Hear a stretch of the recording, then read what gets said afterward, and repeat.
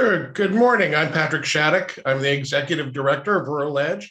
And I think when Jennifer pulled this together, she wanted to have an open discussion where we talk on some of our successes and our challenges and opportunities as we deal with housing in the Northeast Kingdom. I think, just to speak to that, it's so exciting to have housing at the forefront of discussions and to see the widespread recognition that we need more, better housing, and that this is impacting all people across the state, across the Northeast Kingdom, and at all income levels. It's bringing new people to the table, and with that, it's really making our work and our discussions more fruitful. As an affordable housing provider, we traditionally had to make the argument for housing, and we don't have to spend as much time doing that these days. We've seen enormous increase in the interest and concern about the need, and we have community groups, municipalities, social service agencies all wanting to partner, and we simply can't produce as quickly as all the demand and interest. There's more money available, certainly, but there are new programs, more competition, and the process of developing housing hasn't gotten any easier or faster.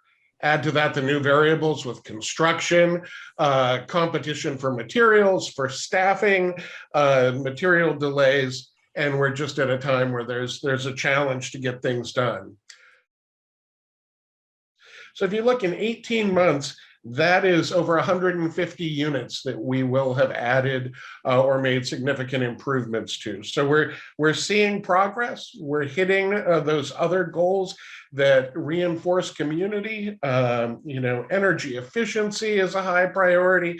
The connectivity to downtowns and public transit, and historic preservation, still having adapted a jail, a hospital, and a hotel. I think we can talk about the building stock, but we also have the people that we serve and impact. Our SASH program, support and services at home, kept over 500 elderly and disabled residents connected, helped them deal with isolation and food security. During COVID, and by June 30th, our staff delivered over 10,000 meals through the Everyone Eats program. Those are to our residents and to other residents in the kingdom. While about 40% of our units are for elderly and disabled residents, the rest are for general occupancy. And we have families, and these are active communities. We have kids going to school. Our tenants work. It's interesting that when you look at our top employers, our tenants were the folks who were keeping things going, the frontline providers. They were the folks who checked you out at the grocery store, who kept the shelves stocked at Walmart and Kinney Drug and the Dollar Tree and Family Dollar, and who kept the drive-throughs operating. So really the backbone of our community.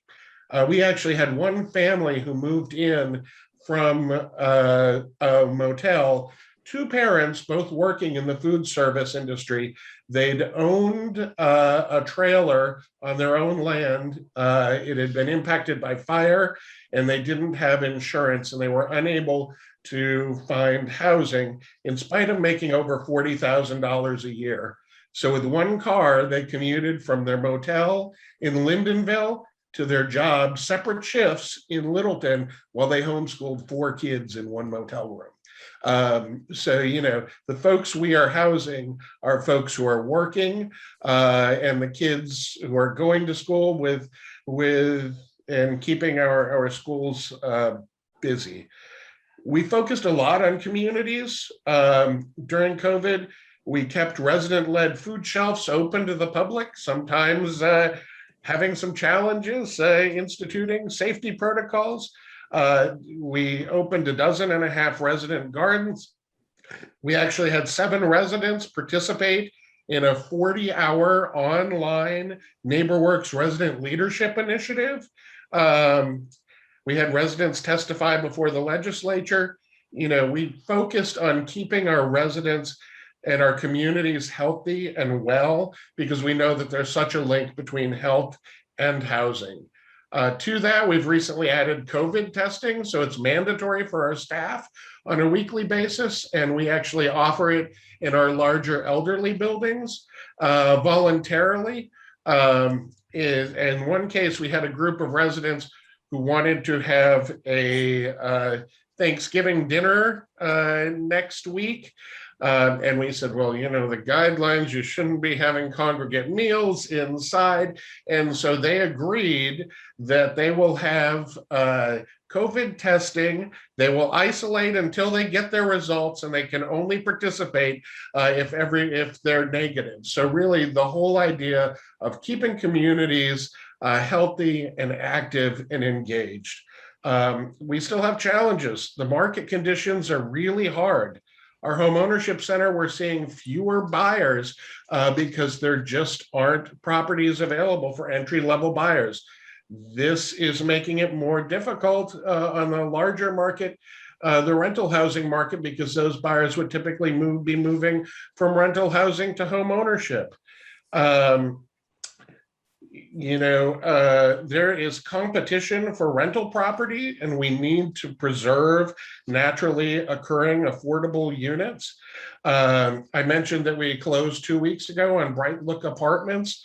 This is 18 units in the former St. Johnsbury Hospital.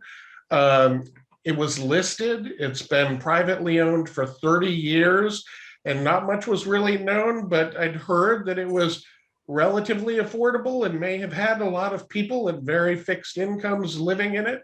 And turns out I actually knew someone who lived there who confirmed that, yes, the rents were below low-income housing tax credit levels, below HUD fair market rents, and that lots of the folks were elderly and on very fixed incomes.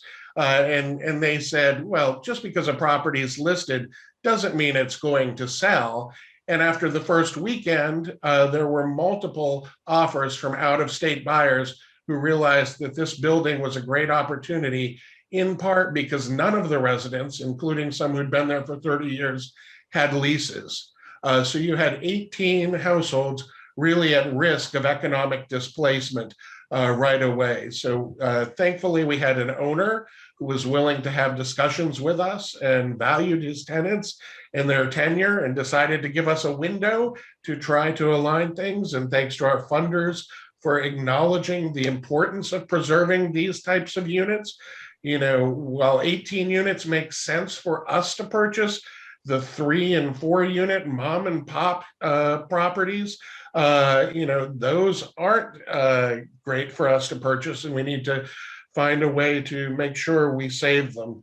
It's difficult to develop. There are some obstacles in zoning.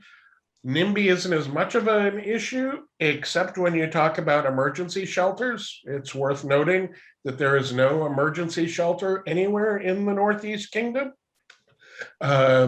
Transportation remains an issue, and we've got lots of small communities where there are opportunities for affordable housing, but it's limited or complicated by lack of public water or sewer. But I think really, in conclusion, we've got a lot of work underway, a lot left to do, and it's so great that there are so many people who are coming together to work and address this issue. Patrick, have you got a plan going forward where you can use people like us to help you solve some of the pieces of these problems?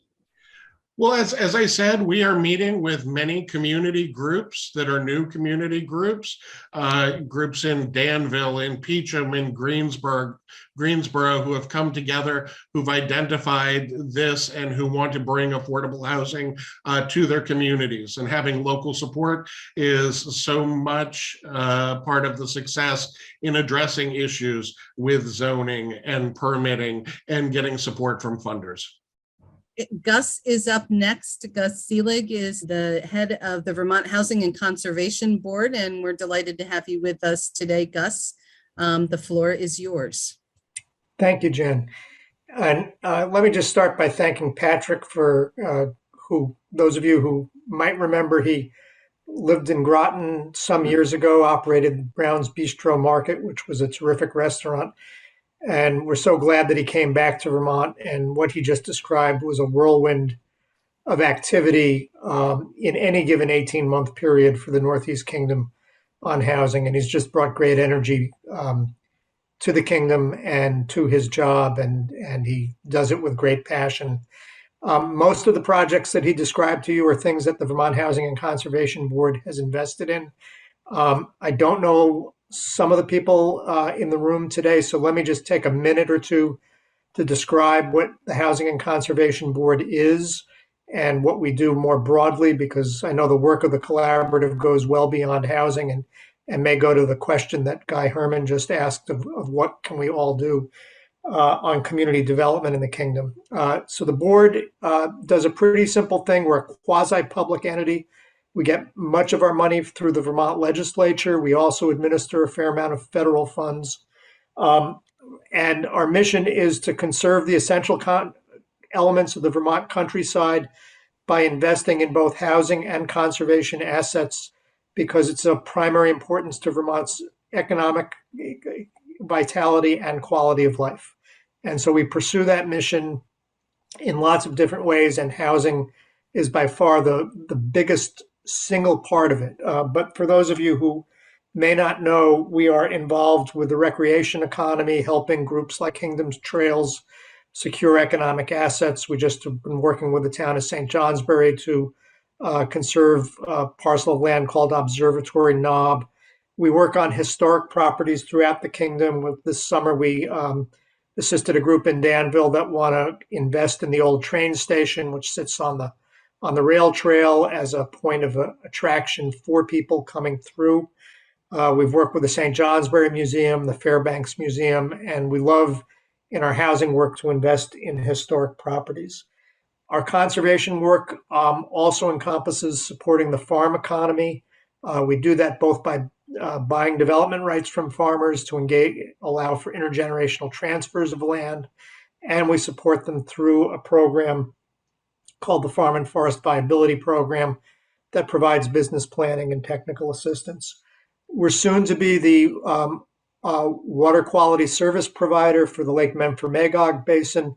Kendall Lambert of Newport has just signed on to be the program manager for that effort. So I know that you all wear lots of hats in the kingdom, and if we can be of assistance on any of those things beyond housing, please make our phone ring. Please bring us your ideas. It's great for me to be with you today because it always makes it far more real for me to do my job when I'm hearing from people in the communities about the problems and needs and challenges that you face, and how our programs are actually playing out on the ground. I think St. Johnsbury and the work Patrick has been doing and that the town has been doing is a great example of our fondest hopes with a project like the New Avenue Apartments, but also the work on Cherry Street. And I think we're about to get some applications to do more buildings along Cherry Street. We want to have impacts on the community that's not just in and out, and we want to do it in a comprehensive manner. At this moment, there is quite an alignment between the legislature and the governor that housing is a fundamental need and statewide priority. And I'll talk for a minute about why I think that's occurred. And I would say that the governor has been focused on housing since he first came into office. He came at it primarily through the lens of we need more workforce housing. And certainly over the last year and a half, as we understood how many Vermonters needed to live in motels to be safely housed, he and his administration have become greatly focused on the problem of we simply don't have enough supply. And I think, as all of you know, the market has changed just radically in Vermont since the pandemic began. And it's affected the kingdom, which often is the last place where we see big spikes in the housing market. But I think that there are several things going on. I was recently talking with an economic development coordinator from the town of Wilmington. They had done a housing needs assessment in 2018 or 19, and they projected loss of population over 5 years from 2020 to 2025. That has not occurred there, and the influx of people to Vermont for any number of reasons, but certainly because of COVID, has changed the market. And it doesn't take a lot of people coming to Vermont from places where housing costs are actually much higher, whether it's New York or Boston or DC, to have a big impact on how that ripples through our market. Airbnb certainly makes a contribution in terms of the loss of homes as housing. There are also investment funds around the country. I don't know if it's come to the kingdom yet, but certainly people are looking for places now that the stock market has gotten as high as it is to park money other than just in stocks. And there are investment funds that are working all over the country to buy housing and convert them to higher costs than they currently are. In some cases, single family housing become rentals at high costs.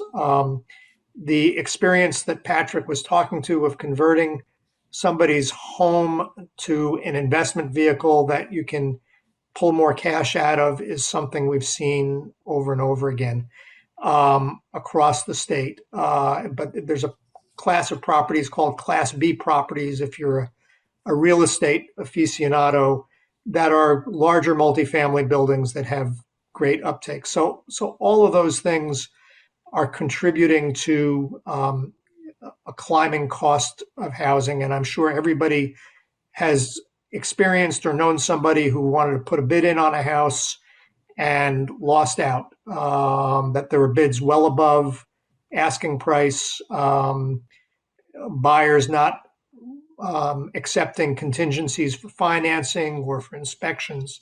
All those things have made it a much more difficult market to navigate. At this moment and this year, the legislature appropriated a record amount of money for housing. Their instructions to us was which included significant amounts of ARPA funding, and there is also local ARPA funding now available to communities across the state to get more housing built, and specifically for us to engage in reducing homelessness across the state. Rural Edge has been a great partner in that. The Lamoille Housing Partnership has done similar work to that in the Hardwick area and in Lamoille County. And as I said, I know that we've gotten several new applications from Rural Edge just as our deadline for our January board meeting arrived. I don't know I know Patrick has plans for the old convent up in Newport. I don't know if that's one of the ones that was submitted, but it is a priority for the state to add affordable apartments. What do we mean by affordable? We don't just mean apartments for the homeless.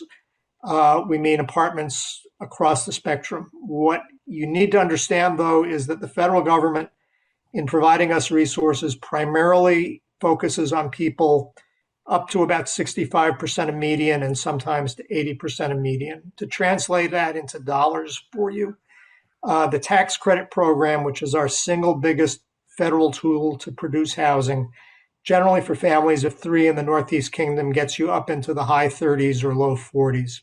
If you go to 80% of median, you certainly get into the high 40s.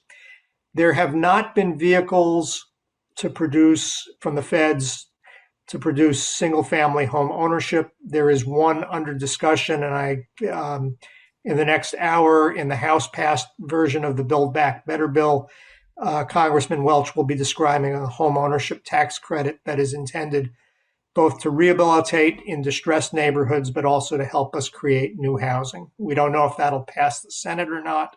And we are working right now with the Housing Finance Agency to develop a companion program for the state to help address entry-level housing.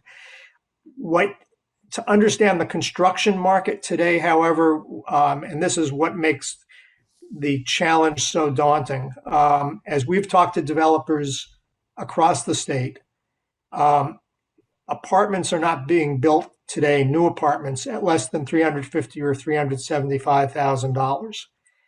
Nobody's built condominiums in Vermont, new condominiums. There's been some condominium conversions since the financial meltdown. The reason for that is that the banks won't finance you unless you can show them that you've sold half the condos before you put the first shovel in the ground. There once was a time that builders would build modest entry-level housing, 1,000 or 1,200 square foot ranches or capes. That has not happened in Vermont probably since the early 90s. So we need to find some ways to do that. But even when we do it, what developers are telling us is don't expect costs, even for a modestly sized house, to be less than $400,000. And that means that it's going to take public will and public capital to bring the cost down, even for people who are in the workforce or a household that's in the workforce making $70,000, $80,000, $90,000 a year, especially if they have childcare expenses or college debt as part of their equation. So it is going to take public will. It is going to take public capital, I think, along with philanthropic capital, wherever we can find it, to help solve the problem. And I think, as Patrick said, we want to do that across the spectrum.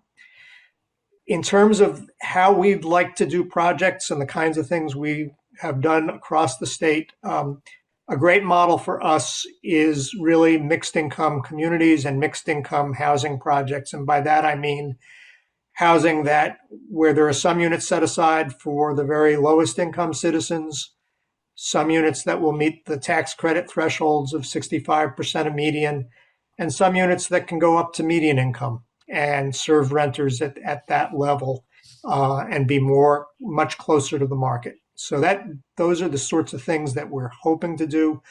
We absolutely want to invest in our downtowns and village centers, and thinking about what the Northeast Kingdom Collaborative could do. If I'm thinking about a community like Barton, it's not just about building housing. It's also about how do we spur economic activity that's been lost in those centers? How do we help make sure that there are commercial activities in those places as well? So I think it's not just about building housing. It's about how do we put a bunch of resources together that really help communities be vibrant and grow. Sometimes that means investments in facilities for the arts. It means facilities that people will enjoy, like what Kingdom Trails provides the whole state of Vermont. So I think as we think about meeting housing need, it's also about how do communities develop themselves just to be really attractive places that people want to come to. Last thing I'll say is I expect the governor to ask the legislature for yet more money for housing. There's been a high demand for it, and I expect that if he proposes that, my conversations with leadership are that they're interested in making further investments as well. Thank you, Gus. There is a question on in the chat from Heidi. Heidi, did you want to ask Gus that question directly? Thank you. What I'm wanting to know is anybody who can help us with the ARPA or even with the Vermont Housing and Conservation Board would be greatly appreciated, as I've done an ARPA grant thing, but you've got to be a nuclear physicist to pass that one. And I'm sure somehow I screwed up some part of that. Well, I'm not familiar with your project, so I can't speak to it, but I think we are interested in proposals of any sort from all over the state. I will say that there's been a state policy, not ours, but a state policy regarding the tax credit program that makes it easier to get funded if you are general occupancy rather than just restricted to elders. It may be that that's a policy that should be revisited at this time. Because, and especially in the Northeast Kingdom where you have an aging population, but often these projects do get put together with housing tax credits because they help bring so much private equity to the deals. And we'd be happy to talk to you offline about the specifics of your project. Housing development is a complex financing matter, and it usually takes technical experts to help navigate the use of the credits as well as the compliance with all the rules that come with federal funding. I'd just like to interject one thing, and exactly what you said. One size fits all doesn't work for seniors, as we have another business and we do hearing aids. So 99% of our people are seniors, and they come to me and they tell me about the subsidized housing they're in, they're scared because they're mixed with everybody and they talk about drugs and they're just worried. So to segregate those who want to be segregated for security is something, and we need to bring different kind of, we have to respect their needs, which would be different than the needs of say people with families. I'm not going to disagree with you about that. And I'll also just say another part of the Build Back Better bill that passed the House is $500 billion for a program called, or maybe it's 500 million for a program called the HUD 202 program, which has in the past built elder housing throughout the country. It's something that I know Rural Edge applied for this year and didn't get funded. But if that bill should pass, programs like that will be much more accessible to Vermont than they have been in recent years. Eddie, can I also say that if you want to talk about a specific project more, I'm happy to help connect you with Gus or Patrick or any of our other panelists if you'd like. We have your contact information from your registration, and I'm happy to do that. That would be greatly appreciated. Okay, great.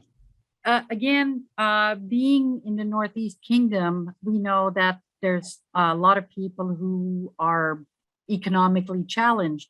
And I've been looking very much at 3D housing because they talk about how much less expensive it would be. And the problem about 3D housing in Vermont is it hasn't been approved by by Vermont. They do it in New York and other states. And I think they're talking about it being, well, maybe that's a little too much, but they're saying something 1/3 less of the cost than conventional building, and the quality and everything is great. Thank you. And thanks for hosting this really important discussion.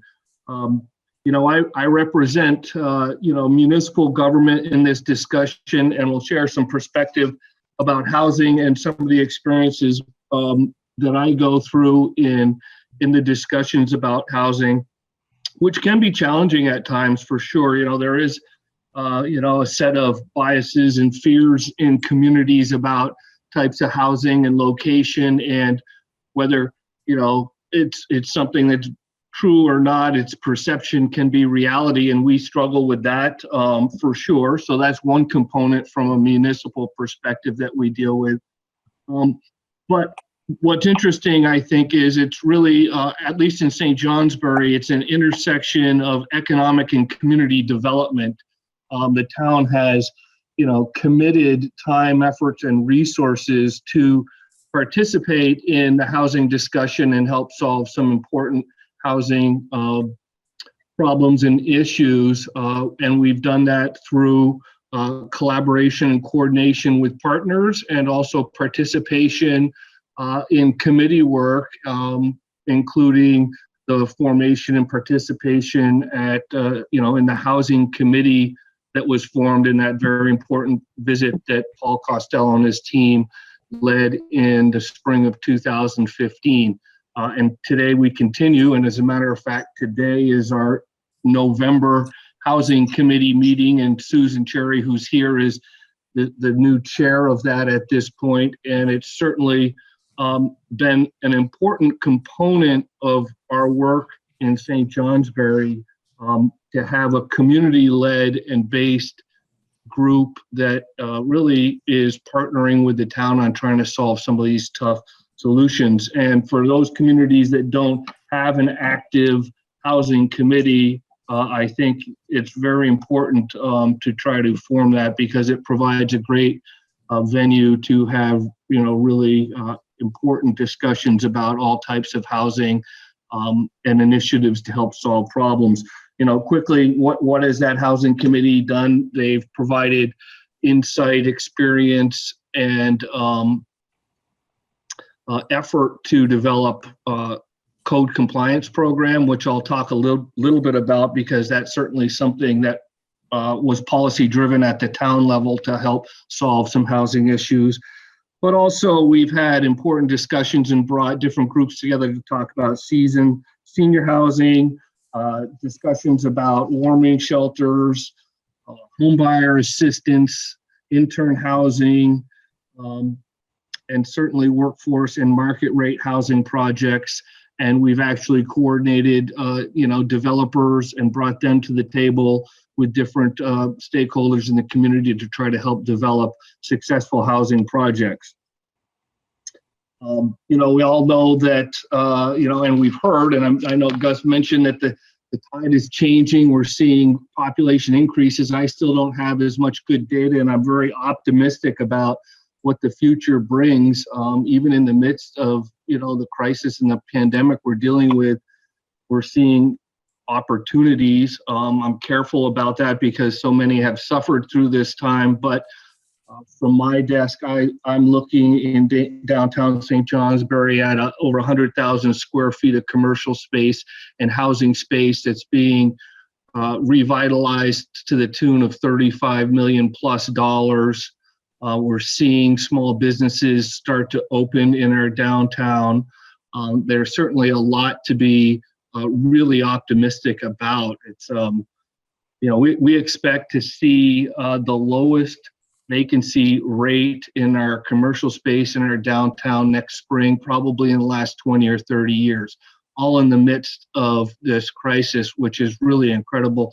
We also have seen our hospitality sector be very resilient, which I was very concerned about through this whole process.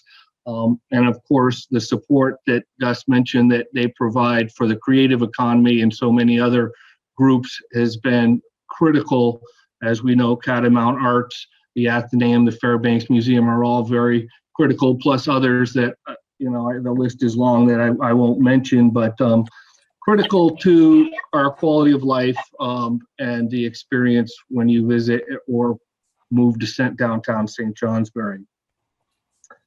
There was discussion, and Patrick led an incredible discussion about all that Rural Edge does.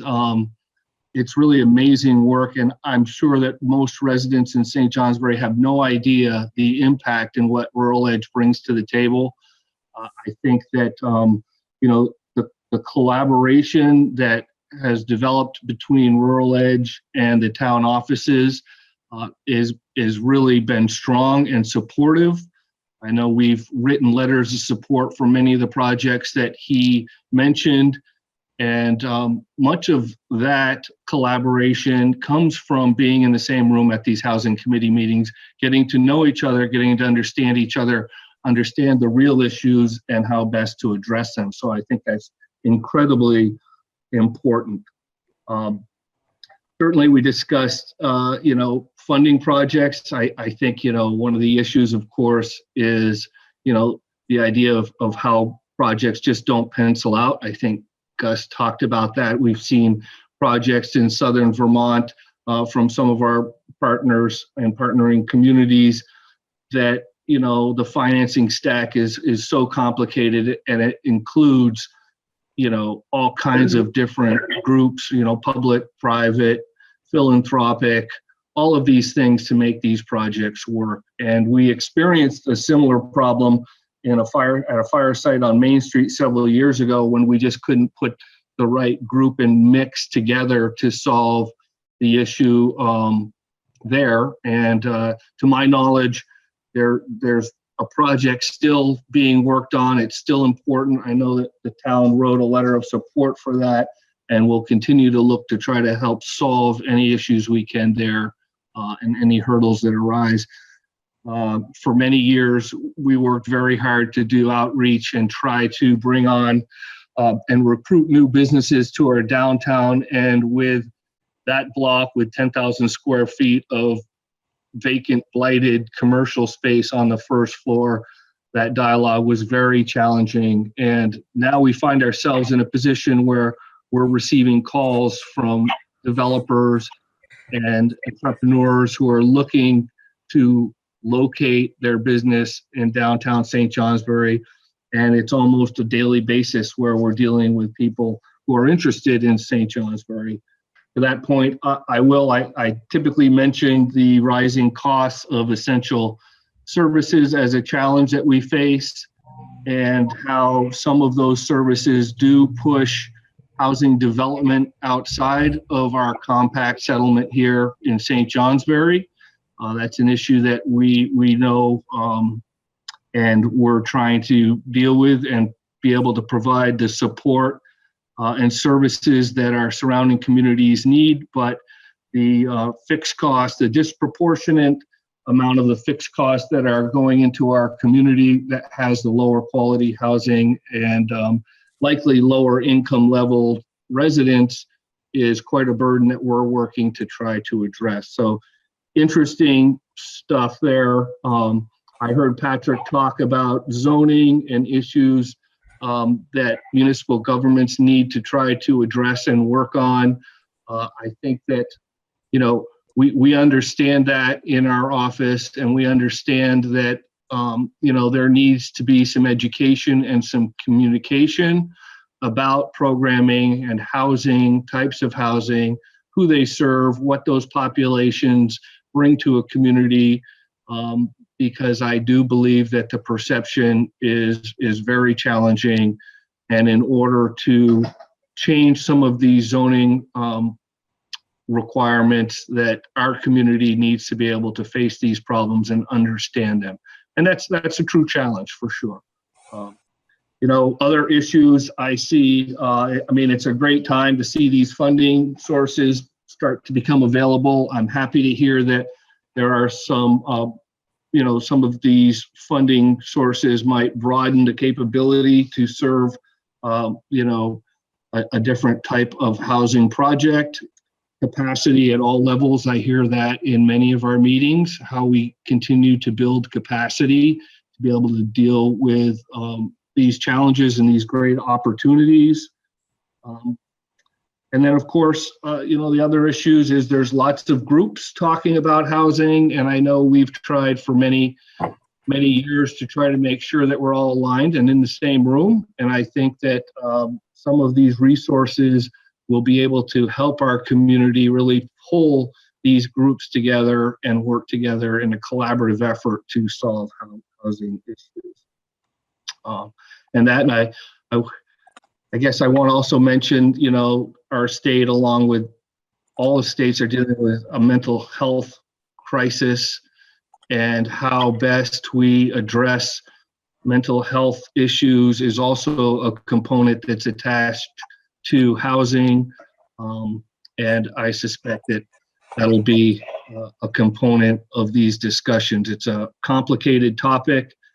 You know, the town of St. Johnsbury is happy to be at the table and committing resources to be part of a solution.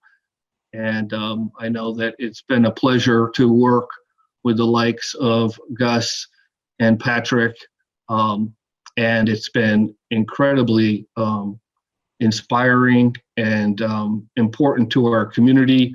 I should also mention Evan, who's here, and he'll speak. We're just in the beginning stages of having discussions about housing and workforce housing with the likes of the Northern Forest Center, which has been important and interesting, and we look forward to any kind of partnership and support that we can provide there as well.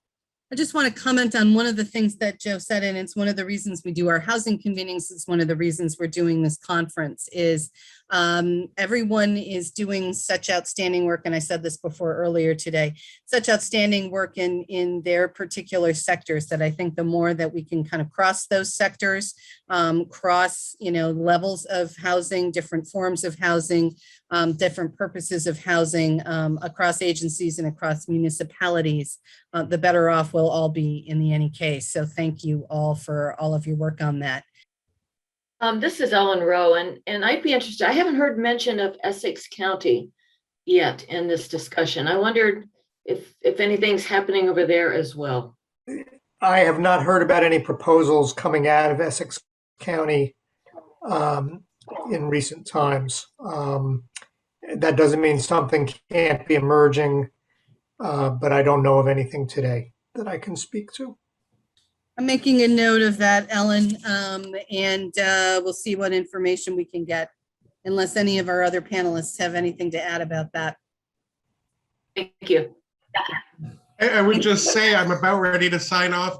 but we're always looking. One thing with Essex County is that we've had a hard time keeping units leased in Island Pond. So we have a number of units available, even when we reach out to coordinated entry. Sometimes the isolation there, people opt to not take those units. So one thing we need to be very careful of is that we aren't just creating units, we're creating units that people are going to fit their needs and that will stay leased. Thank you. And just to know, Patrick did put his contact information in the chat. So And thank you all. thank you. All right, Irene, you were starting to unmute there. Does that mean that you were ready to jump in next? For those who don't know me, I'm Irene Nagel. I'm Senior Planner at Northeastern Vermont Development Association.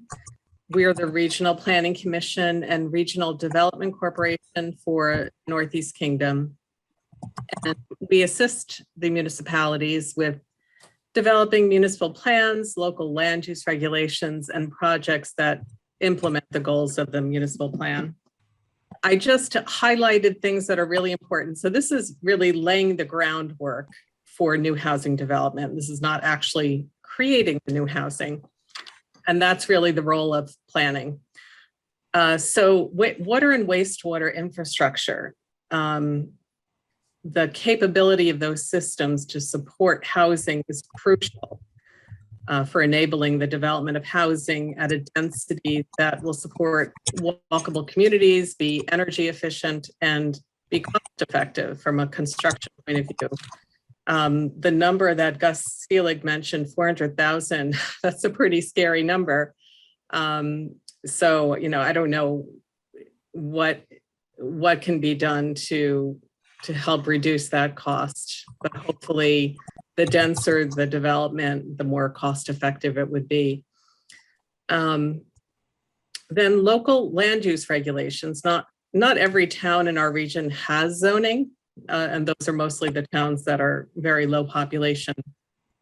But for those who do have zoning, that can play a role in making a community ready for housing development.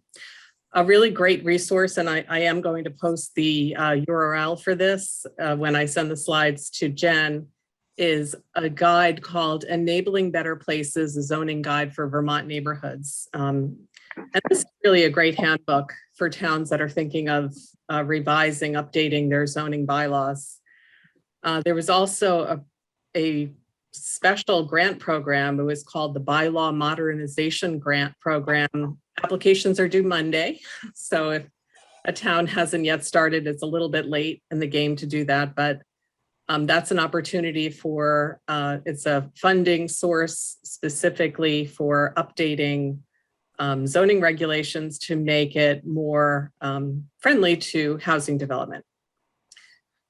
So the state's enabling legislation for local land use regulations is found primarily in Title 24, Chapter 117.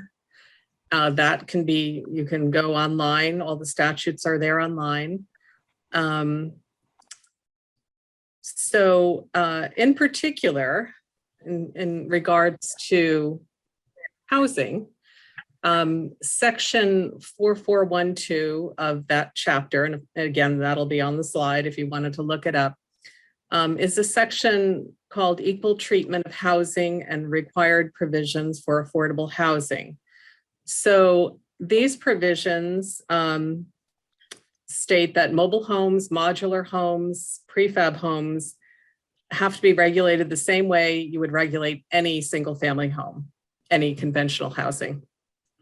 And no towns are allowed to prohibit or have the effect of prohibiting mobile home parks, because that's recognized as an affordable type of housing.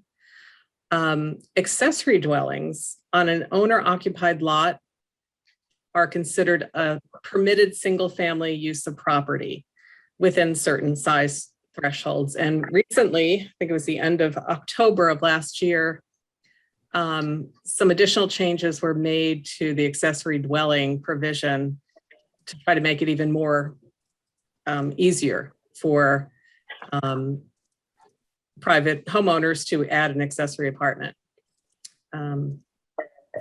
Also, in that provision of state statute, it states that bylaws shall designate appropriate districts and reasonable regulations for multi-unit or multifamily dwellings, and no bylaw shall have the effect of excluding them from the municipality. So there are statutes in place that ensure that towns cannot completely zone out multifamily units.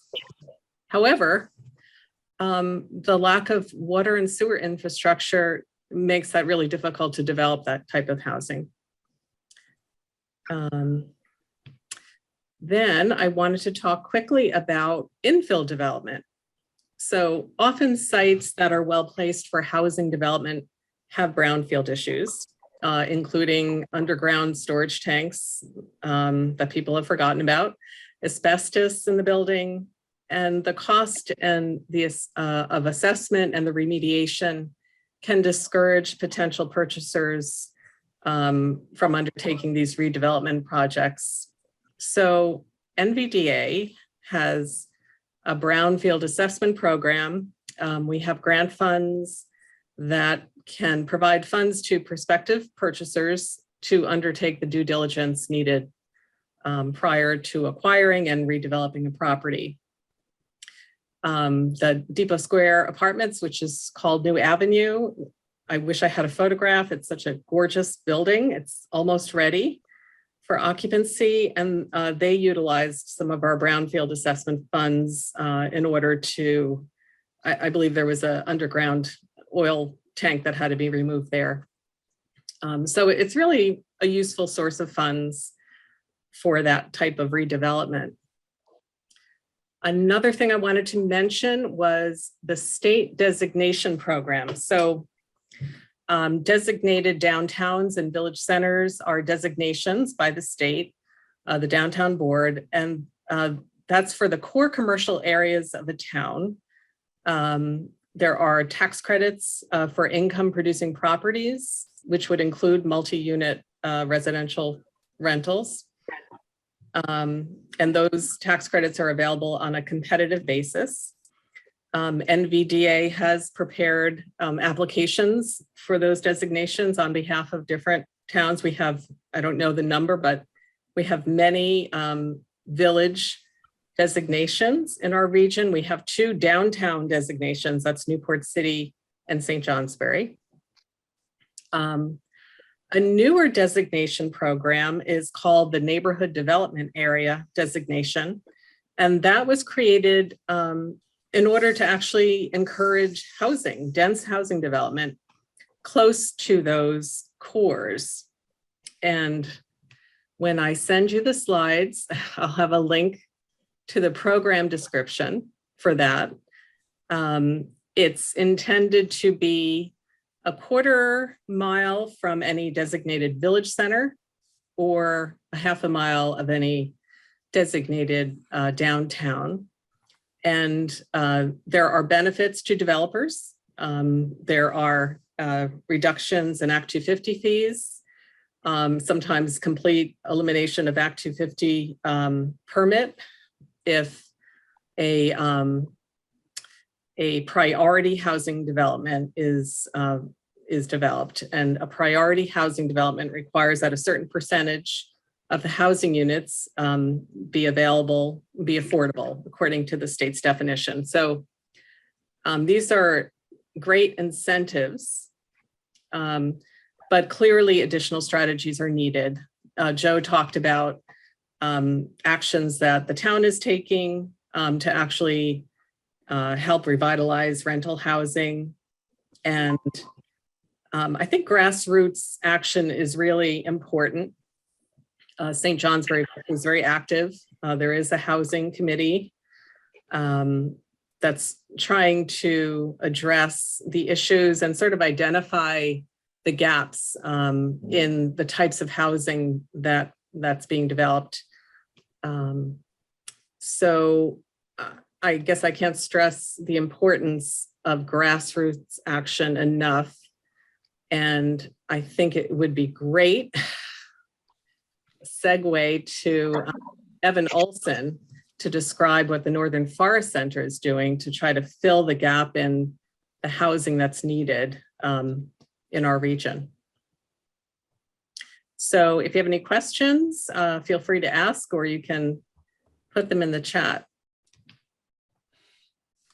I love it. That was a great segue. Thank you for that, Irene. Does anybody have questions for Irene, or we'll jump right into Evan? Irene, can you just spend one sentence or two in saying what you mean by grassroots action? By the community, action that's undertaken by the community itself. Separate and distinct from development. I'm Developers. sorry. Separate and distinct from developers. Right, distinct from developers that are coming in from outside the community, but there could be, you know, developers that emerge from the community as well. Yep, thank you. I mean, there's also another question from Heidi about, can I get more info on the elimination of Act 250 for subsidized housing in Newport? Now, if that's a bit specific for the full group, again, we'll connect Heidi with any panelists after the session, but is there something general you can talk about with that? Yes, so is the proposed development in the designated downtown or within half a mile? Because if it is. Yes, it is. Okay, so, well, is it in the designated downtown? I haven't figured that out. Do you know Newport at all? I do, but Yeah, it's right Yep. behind the And- hospital. So if the hospital is in, we are in. okay, you know what, we could have a conversation privately about this, because if it's in the designated downtown, you would already be eligible for the benefits, but if it's not, there would have to be an application for a neighborhood development area to be established in order for you to get the benefits of the reduced Act 250 fees. Yeah, I think that's what it would be. So, because right now it's $162,000. For the fees? Yeah. Okay. All right, yeah, let's definitely talk about this. So you have my information somewhere, I guess? I'm gonna get it to her. Okay, Heidi, thank I you, can take care Jennifer. of that, okay? Thank you. Any other Okay. questions for Irene? And then we'll jump to Evan. Okay, thank you so much, Irene, and we look forward to your slides too. Thank you. Evan, you're up. Last but never ever least. Evan Olsen. Evan?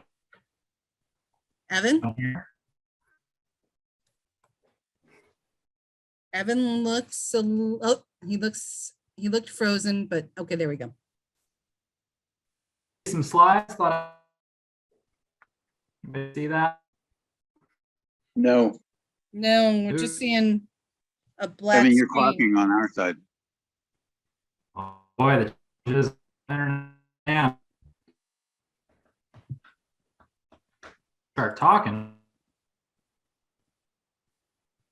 Come up and. Oh, Evan, geez. we're having a hard time. You're breaking in and out. Let's Evan, see. if you want me to share the slides and you talk, that might help your bandwidth issue. This is Maura. Let me know if you want to try that. Let's go with that. Thank you so much. Okay. And I'm joining Maura Adams, so thank you for the step up there. Evan is speaking, but I have the slides too. Thank you. Yep, joining you all from Force Center. I'm the program manager is profit community through. Evan, we're losing your voice. Yeah, Evan, you're really in and out. I'm so sorry about that. You, Maura. Sure, I can take it, I think. And Evan, if you get a sense that your broadband picks up, then you can chime in.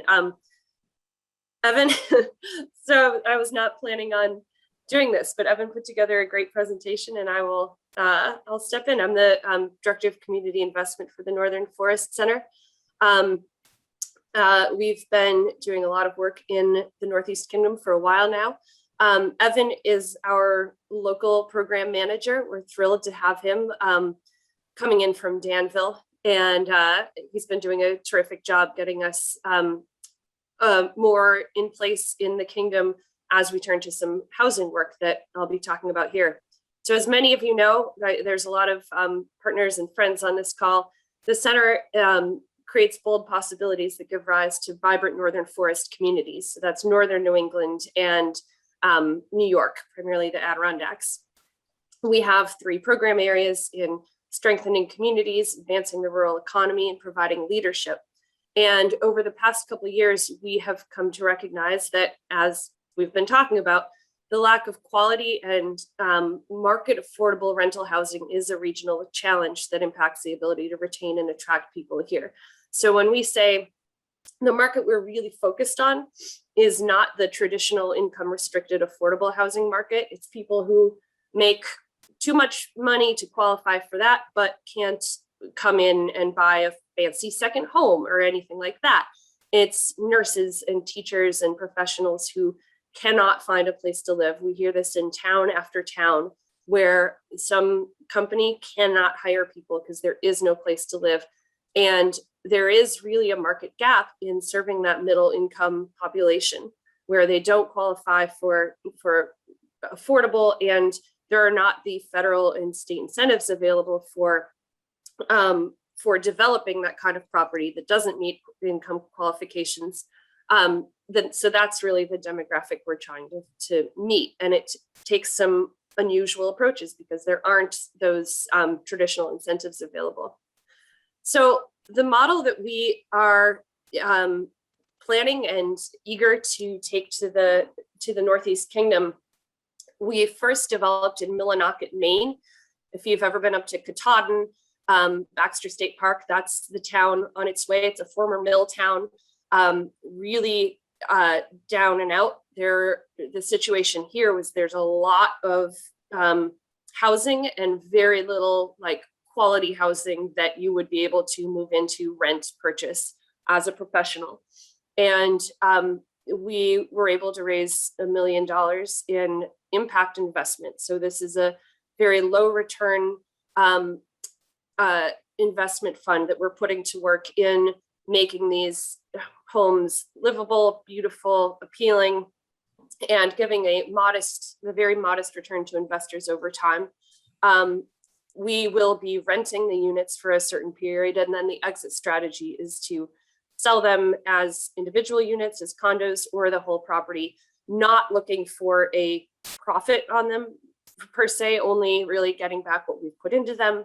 So not looking at this as an investment for ourselves per se, but an investment on our mission delivery in community.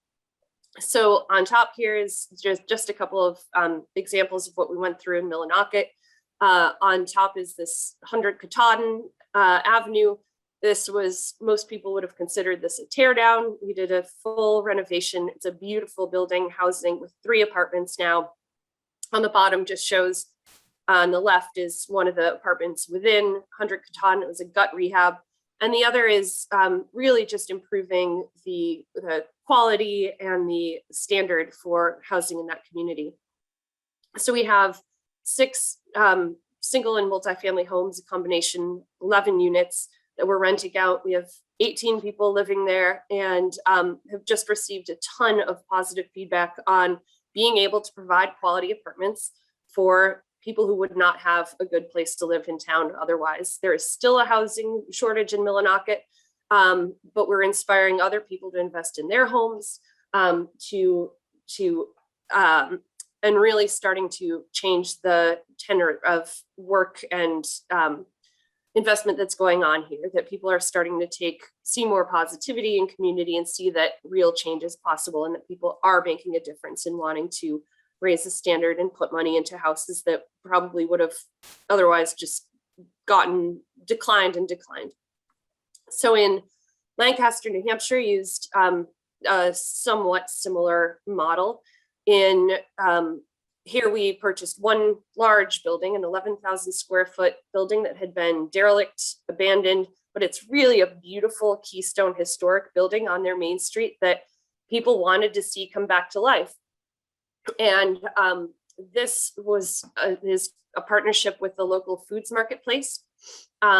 So they are already on Main Street. They're expanding into the Parker J. Noyes building.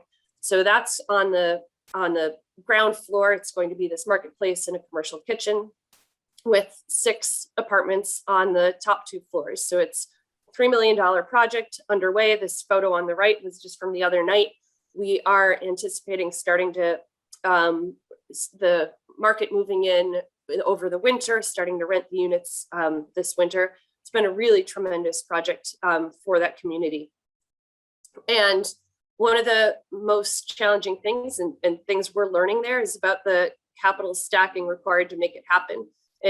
We've put together New Markets tax credits, public and foundation grants, charitable gifts, and again, these impact investments, but almost all of it is non-federal, which again is not accessible if you're not targeting that income restricted affordable market typically. We do have 2 of the units designated as affordable, the terms of which are going to be dependent on, we're working out the terms of what that will mean, but that's a requirement of the New Markets tax credit funding. We're employing 25 local contractors doing this and really restoring it to that historic standard. The original flooring was removed, fixed everything up, put that back in. There's going to be the original wainscoting and coming back to the original look and feel of the space with all the modern amenities and energy efficiency. So we're really excited about that project. I recommend going over the border as soon as it's done and spending some money at the root cellar marketplace and checking it out. So what's next is why are we here in the Northeast Kingdom? NEK Connects event is that we are really excited about adopting this model in other communities in the Northern Forest. So we are currently raising funds for this Northern Forest Fund. It's a total of $20 million initially, looking at a combination of impact investment funding and philanthropic funding to build some programming around the investments we're doing in community. In Vermont, where as Irene and Joe mentioned, we are really excited to be starting to partner with them on doing some work in St. Johnsbury, potentially Newport eventually. And again, bringing that combination of philanthropic, public, and investment dollars, really focused on downtown property, creating quality living and commercial spaces that appeal to this this younger demographic that is kind of lacking to that professional demographic that doesn't qualify for traditional affordable housing, and also working on programming that helps make these towns all the more appealing to younger people.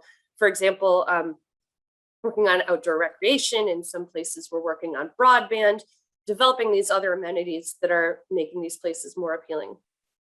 So, Evan, I think Evan might be back. I hope so. Wow, Maura, great job. Thank you so much. I think the slides put it over the edge. I just wanted to add 2 things about our work, upcoming work in the Kingdom. And that is first to say that this is, primarily community-driven work. So we're really taking the time, hopefully, to listen to what the community thinks will be impactful. Certainly, we've tested things out in other markets and do hope to expand on that in terms of bringing innovative financing and different sources of capital to these projects, but it starts with understanding what the community needs are, and that's where we're starting too. The second, I think, just to acknowledge that our investment towards this middle market housing is not enough, and so we're definitely looking for ways to be catalytic.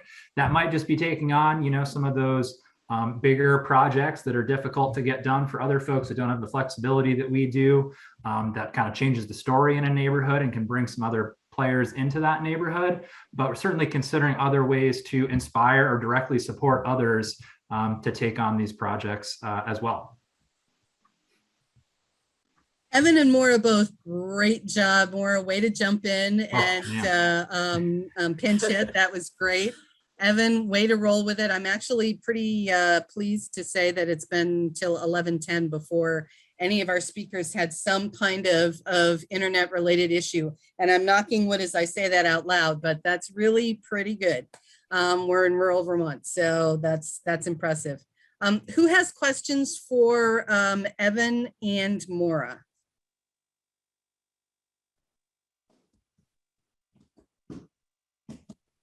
Guy, go ahead, please. Evan, do you take title to all the properties that you work on? So far, we have. We've been the sole owner, and yes. Thank you. Other questions?